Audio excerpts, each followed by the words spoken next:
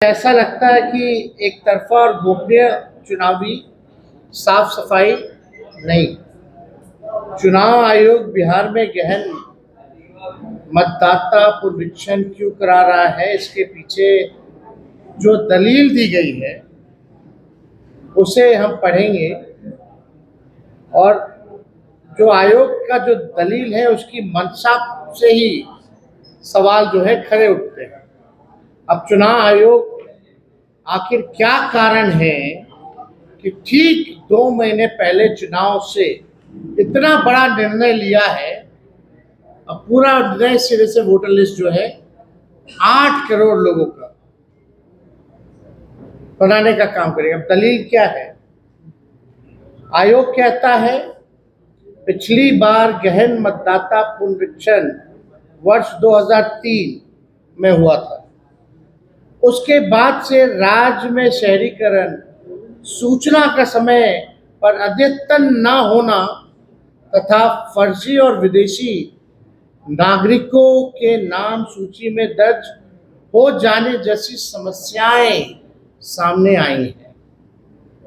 ऐसे में आयोग ने एक बार फिर पूरे राज्य में विशेष गहन पुनरीक्षण कराने का निर्णय लिया है। दिए गए कार्यक्रम का जो डेट है 1 जुलाई 25 से, उसी के आधार पे 1 महीना के अंदर जो है तो कंप्लीट करना है। ये दलील है चुनाव आयोग। तो क्या केवल बिहार ही राज्य है? पूरे देश में क्यों नहीं करा देते? ये सवाल तो उठता, वो भी ठीक 2 महीने पहले। अब सवाल ये उठता है कि शहरीकरण, सूचना का समय अद्यतन, फर्जी, विदेशी नागरिक, इसका जो है प्रक्रिया इसलिए शुरू कराया गया। तो ये प्रक्रिया 1-2 साल पहले क्यों नहीं शुरू कराएगी, जब लोकसभा का चुनाव ही खत्म हुआ था? तो उसके बाद से ये प्रक्रिया शुरू कर लिया। अगर आपको लग रहा था कि 2003 के बाद 2025 में फर्जी वोटर्स अगर आ गए हैं तो इस प्रक्रिया को 1-2 साल पहले ही शुरू कर देना चाहिए था, तो किसी प्रकार का अफरा तफरी नहीं होती। अभी सब लोग हड़बड़ाए हुए हैं, सब लोग कंफ्यूजन में हैं और चुनाव नवंबर में संपन्न होना है।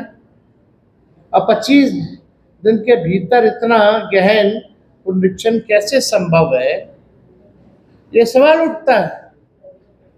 दूसरा, आयोग कह रहा है कि बीएलओ 3 बार, महत्वपूर्ण है, बीएलओ 3 बार मतदाता के निवास स्थल पर जाएंगे। अगर बताए गए पते पर मतदाता नहीं मिलेंगे तो उसका नाम वोटर लिस्ट से हटा दिया जाएगा। मतदाताओं को गहन पुनरीक्षण के लिए भौतिक रूप से उपस्थित रहना पड़ेगा, यानी फिजिकली उपस्थित रहना पड़ेगा। आयोग के इस नियम का शिकार वो कौन कौन लोग होंगे?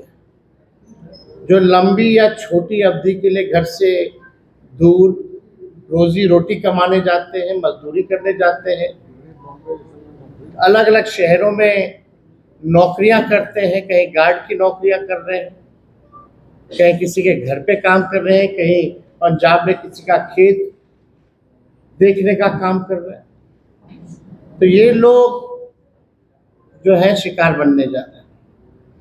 ऐसे लोग चुनाव के समय आते हैं और अपना वोट भी डाल के जाते हैं।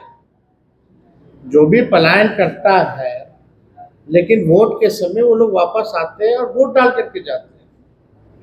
अब जो लोग छुट्टी पलायन में जो लोग किया हुआ है, लगभग 3 करोड़ से भी अधिक लोग जो है बिहार से पलायन करते हैं, यानी सीधा उनका अगर फिजिकल रूप से नहीं रहेंगे तो उनका वोटर लिस्ट से नाम जो है काट दिया जाएगा।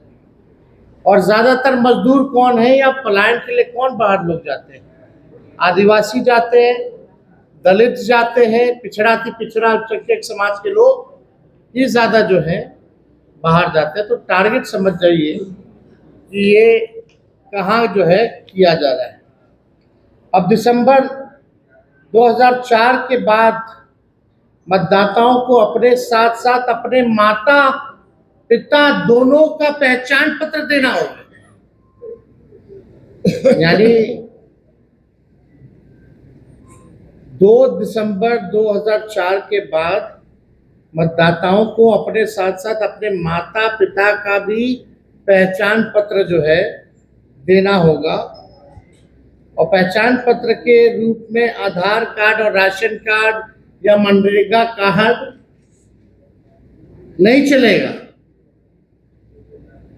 अब चुनाव आयोग द्वारा 11 दस्तावेज जो है मान्यता प्रदान की गई, लेकिन हम पहले भी आते हैं, कई जगह कितना लोग का आधार कार्ड भी बना है। ये तो सरकार के लोगों को बताना चाहिए।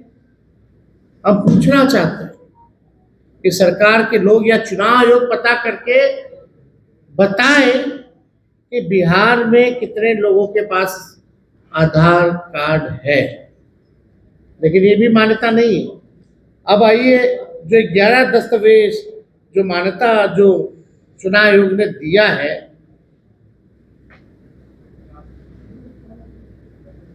बिहार सरकार और भारत सरकार से सवाल पूछना चाहते हैं कि इन 11 जो दस्तावेज हैं,